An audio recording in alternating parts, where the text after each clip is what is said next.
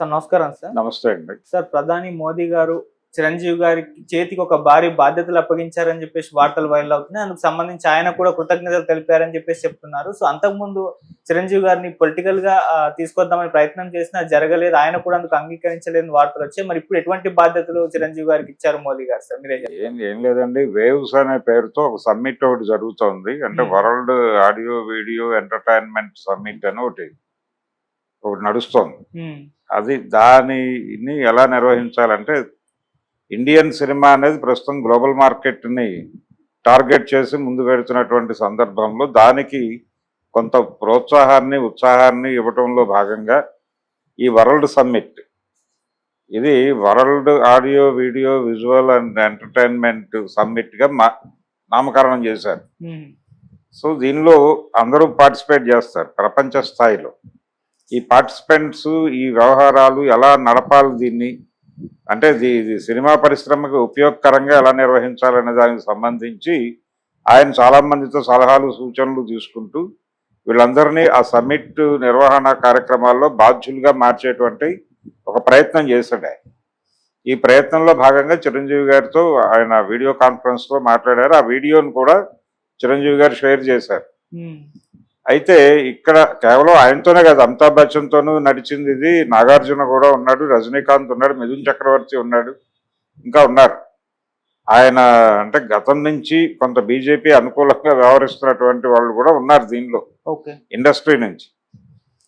ఇలా వీళ్ళందరితోనూ ఈ సమ్మిట్ కావలసినటువంటి సలహాలు సంప్రదింపులు తీసుకోవడంతో పాటు వీళ్ళని భాగస్వాములుగా మార్చే ప్రయత్నం, అంటే దీని ఏర్పాట్లు ఇతర వ్యవహారాలలో కూడా వీళ్ళని ఇన్వాల్వ్ చేయటం కోసం ఒక కమిటీ లాంటిది ఏదో ఫామ్ చేసేది ఇది ఉంది. అది చిరంజీవి గారు ఓపెన్ చేశాడు. ఓపెన్ చేసి నాకు ఈ బాధ్యత అప్పచెప్పడం అనేది చాలా ఆనందంగా ఉంది అని చెప్పి ఆయన తన ఆమోదాన్ని హర్షాన్ని కూడా ప్రకటించేశాడు. ఇది మొదటి నుంచి కూడా, అంటే తెలుగు ఇండస్ట్రీ నుంచి ఇద్దరు ప్రముఖులతో ఆయన మాట్లాడినట్టుగా కనిపిస్తోంది. ఒకటి చిరంజీవి, రెండు నాగార్జున.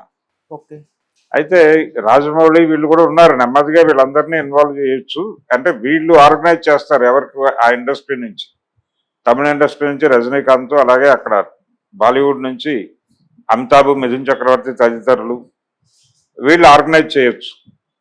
ఇలా ప్రతి ప్రాంతం, ఇప్పుడు కన్నడ ఇండస్ట్రీ నుంచి కూడా గ్లోబల్ సినిమాలు తీయడానికి ప్రయత్నాలు జరుగుతున్నాయి, మలయాళీ ఇండస్ట్రీ నుంచి జరుగుతున్నాయి. సో ప్రతి చోట నుంచి రిప్రజెంటేషన్ ఉంటుంది ఈ సమ్మిట్కి. అలా ఈ సమ్మిట్కి సంబంధించిన వ్యవహారాలు మాత్రమే చిరంజీవి గారితో మాట్లాడారు అనేది ఆయన చెప్తున్నాడు.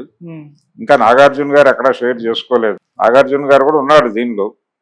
అయితే ఆయన మొన్న పార్లమెంటుకు వెళ్ళి వీరి కుటుంబ సభ్యులు అందరూ కలిసి అక్కడ, అంటే త్వరలో రాబోతున్నటువంటి అక్కినేని బయోగ్రఫీకి సంబంధించిన వ్యవహారాలకు సంబంధించి ఆయన ఈ మధ్య మన్ కీ బాత్ లో మాట్లాడాడు నాగేశ్వరరావు గారి గురించి. ఆ మాట్లాడిన దానికి థ్యాంక్స్ చెప్తూ వీళ్ళు ట్వీట్లు చేశారు. ఇప్పుడు స్వయంగా కలిసి థ్యాంక్స్ చెప్పేసుకుని అక్కడ రిలేషన్స్ స్ట్రెంగ్థన్ చేసుకునేటువంటి ప్రయత్నము, అలాగే తమ సానుకూల ధోరణిని ప్రకటించటము, ఇవన్నీ జరిగిపోయినాయి. ఈ ప్రాసెస్లోనే నాగార్జున పేరు బహుశా దీనిలోకి వచ్చి ఉంటుంది. ఈ డ్రైవ్ వెనకాలం మేబీ ఉంటే చిరంజీవి ఉండొచ్చు. అంటే ఇది ఒక ధోరణి. అండ్ భారతీయ జనతా పార్టీకి మొదటి నుంచి అక్కినేని కుటుంబం దూరంగా ఉంది. అంటే నాగార్జున కాదు, అక్కినేని నాగేశ్వరరావు గారి నిర్వహణలో వ్యవహారాలు నడిచినప్పుడు ఇది Congress party Congress party family గారే నడిచింది. అది కాంగ్రెస్ పార్టీతో అనుకూలంగా ఉండేవాడు ఆయన.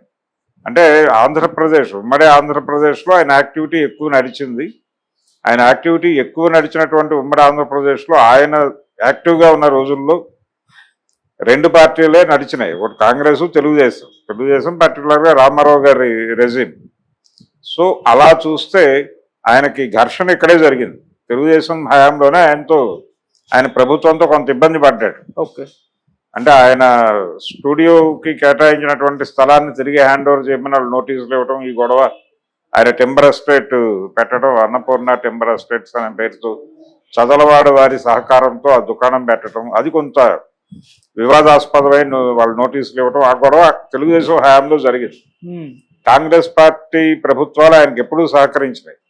ఆయనకి స్టూడియోకి స్థలాన్ని కేటాయించటము, ఈ వ్యవహారాల్లో ఆ రోజుల్లో ముఖ్యమంత్రులుగా ఉన్నటువంటి పర్టికులర్గా బ్రహ్మానందరెడ్డి గారు, వెంగళరావు గారు, చెన్నారెడ్డి గారు చాలా సహకరించారు ఆయనకి, అక్కినేని నాగేశ్వరరావు గారికి. ఈ రోజున హైదరాబాదులో అక్కినేని ఫ్యామిలీకి ఒక బలమైనటువంటి పునాదులు ఏర్పడటంలో, ఆ ఏర్పడటం వెనక కాంగ్రెస్ ప్రభుత్వాల కంట్రిబ్యూషన్ ఖచ్చితంగా ఉంది. అంటే ఆయన ఎర్లీ డేస్ నుంచి కూడా, అంటే రోజులు మారే సినిమా శతదినోత్సవం హైదరాబాద్లో జరిపారు. హైదరాబాద్లో జరిపినప్పుడు ఇక్కడ కొండ వెంకటరంగారెడ్డి గారు, రంగారెడ్డి జిల్లాని ఏదైతే చెప్పుకున్నాం, ఆయన ఆ సభలో పాల్గొని మరీ చెప్పాడు, అయ్యా ఇండస్ట్రీకి సంబంధించి ఇక్కడికి వస్తే కనుక మేము అన్ని సహకారాలు అందిస్తామని. అప్పటికి ఇంకా ఆంధ్రప్రదేశ్ ఏర్పడలేదు, హైదరాబాద్ స్టేట్గానే ఉంది. ఆ టైంలోనే ఆ హామీ పొందాడు ఆయన, నాగేశ్వరరావు గారు. ఇలా ఆయన జీవితంలో కాంగ్రెస్ పార్టీ ఆయనకు అనుకూలంగా వ్యవహరించడం, ఆయన మీద అభిప్రాయం ఇండస్ట్రీలో ఉన్న చాలా మందికి ఉండేది. ఎస్వి రంగారావు గారు లాంటి వాడు ఓపెన్ గానే మాట్లాడేవాడు ఆ విషయాన్ని. ఇది ఒక కథ, ఒక చరిత్ర. అయితే ఇప్పుడు అందరినీ కూడా తన కంట్రోల్లోకి తీసుకునే ప్రోగ్రాం బీజేపీ డిజైన్ చేసింది. ఆ మధ్య అమిత్ షా గారు వాంటెడ్ గా చాలా మంది కళాకారుల్ని కలిశాడు, ఒక ప్రోగ్రామ్ గా పెట్టుకుని. ఎన్నికలకు ముందు ఆయన ఎన్టీఆర్ని కలిశాడు, నిఖిల్ని కలిశాడు, అందరినీ కలిశాడు. అదొక క్రమం. అంటే ప్రతి ఒక్కళ్ళని ఎవరిని లూజుగా వదిలిపెట్టకుండా ఎక్కడ ఏ పాపం ఉందో అన్న టైప్లో ప్రతి ఒక్కళ్ళని కంట్రోల్లో తీసుకునే ప్రయత్నం చేస్తున్నారు. ఆ ప్రయత్నంలో భాగంగానే చిరంజీవి గారి ద్వారా నాగార్జున్ని కంట్రోల్లో తీసుకున్నారా అనేది ఒక డౌట్ ఉంది ప్రపంచానికి.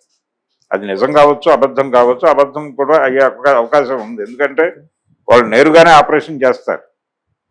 ఆ ఆపరేషన్లో భాగంగానే నాగార్జున గారి ఢిల్లీ పర్యటన, ఆయన సకుటుంబ సపరివార సమేతంగా వెళ్ళి వారికి ఒక నమస్కారం పడేసి వచ్చేసాడు. ఈయనకుండే సమస్యలు ఈయనకున్నాయి. సో అలా గుడ్ రిలేషన్స్లోకి వెళ్ళటం అంటే ఈయన ఒక రకమైనటువంటి యూటర్న్, అక్కినేని కుటుంబానికి సంబంధించి యూటర్న్గా చూడాలి.